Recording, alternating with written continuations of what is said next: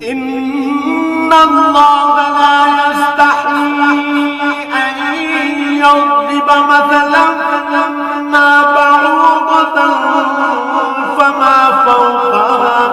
فأما الذين آمنوا فيعلمون أنه الحق من ربهم وأما الذين كفروا فيقولون ماذا أراد الله بهذا مثلا يضل به كثيرا ويهدي به كثيرا وما يضل به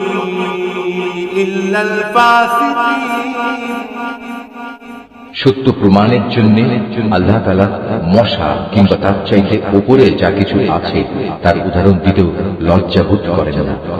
যারা আল্লাহর বাণীতে বিশ্বাস স্থাপন করে তারা জানে এ সত্য আল্লাহর কাছ থেকেই এসেছে, আর যারা আগেই সত্য অস্বীকার করছে তারা একে না মানার অজুহাত দিতে গিয়ে বলে